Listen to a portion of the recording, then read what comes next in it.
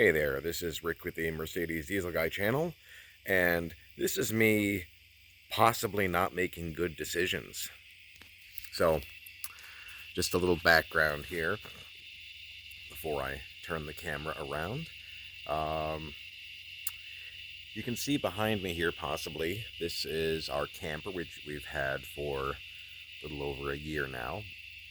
And we've been towing it with the Volvo mostly, and here in the Tennessee mountains, we've done okay with the Volvo, but it's a little underpowered on some of the steeper climbs, but I've always made it. I was originally intending the Subaru Outback to be our tow vehicle, but that car likes to overheat and does not like to tow, even though it's got more horsepower and torque than the Volvo.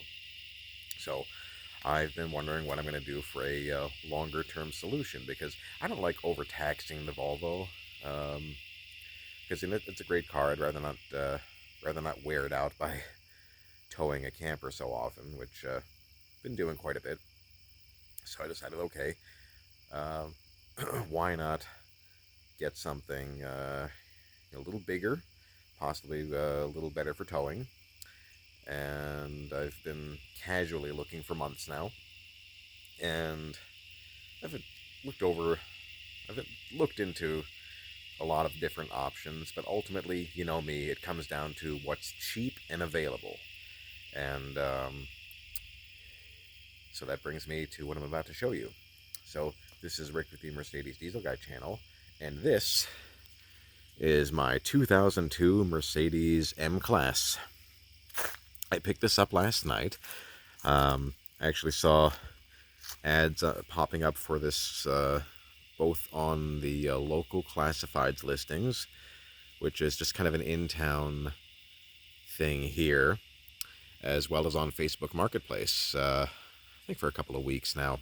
It was originally listed as a package deal with a parts car, and this one runs and drives. The parts car does not. Neither one of them has bumpers. Well, the parts car had some remains of bumpers, but really just little bits and pieces. I don't know what happened. So this hopefully is going to be a longer term solution. I still plan to hold on to the Subaru, but this is adding another vehicle to the fleet. I've kind of always wanted an M-Class ever since they first debuted in the late 90s. I always did like the looks of the W163s. This one here, of course, is a first-generation car. These were built in Alabama, probably not too far from where I am right now. It's got 225,000 miles on it. Pretty much completely unknown ownership and maintenance history, which, that's kind of how I roll, but that's how I get these things so cheap. I don't want to go into the exact price, but I looked up the original MSRP. I adjusted that for inflation to 2023, and I calculated, based on what I paid, that I got roughly a 99.1% discount. So, I mean, this was as dirt cheap as you get for a running car. Bought it off a local firefighter in the next town over, who's been driving it for a few years and has moved to a Subaru. It definitely has some issues, not just cosmetic. You can see here that the grill's a little busted up, but it's not a big deal. Needs bumpers, but I've already found those brand new, just over $300 for the pair. Headlights are a bit yellowed, but I can polish those out. Needs tires. Other than that, the body's actually not too bad. I mean, there's this bump here in the back, needs a rear bumper, needs a tail light.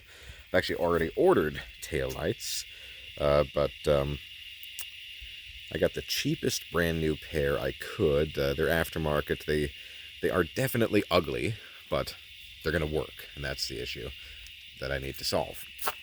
I can always get better looking taillights in the future. You can see the tailgate here is all banged in, but think I can pop a good bit of that out. Again, I'm not really too concerned. I don't know if there's anything back here I need to protect, but this trim piece was shattered, but not really too concerned about that, especially for a car this cheap. Driver's side is pretty well clean. There's really not much in the way of dings on it. Let's see what else. It is loud. I have started it up already. Well, yeah, I test drove it last night. There's definitely a hole in the exhaust somewhere that I need to locate and fix. But that shouldn't be too big an issue. In terms of other stuff mechanically, it does seem to need an alignment. Pulls a little bit to the right, not terribly.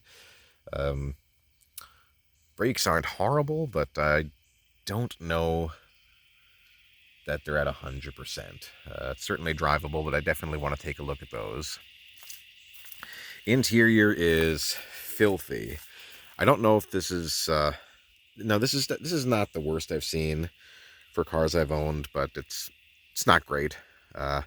Definitely needs a full, deep cleaning and detailing.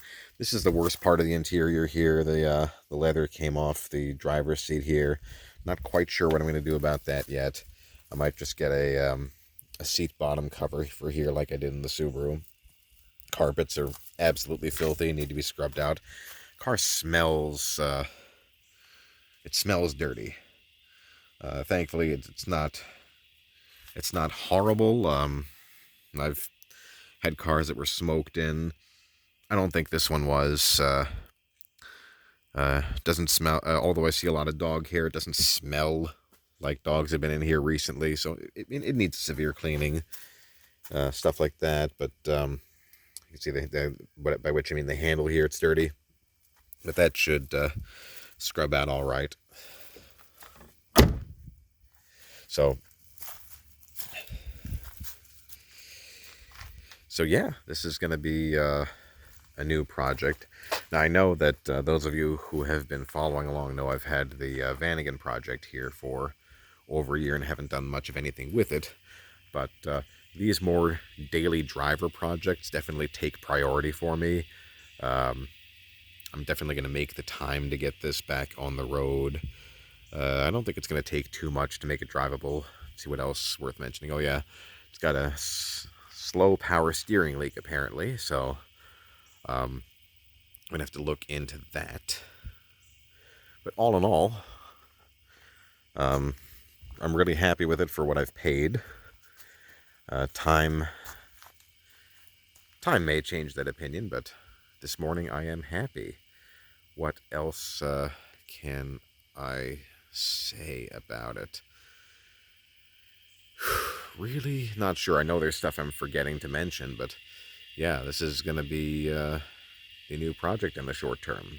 So this is Rick with the Mercedes Diesel Guy channel.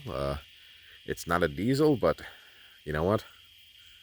Finally have a Mercedes again. So thanks for watching.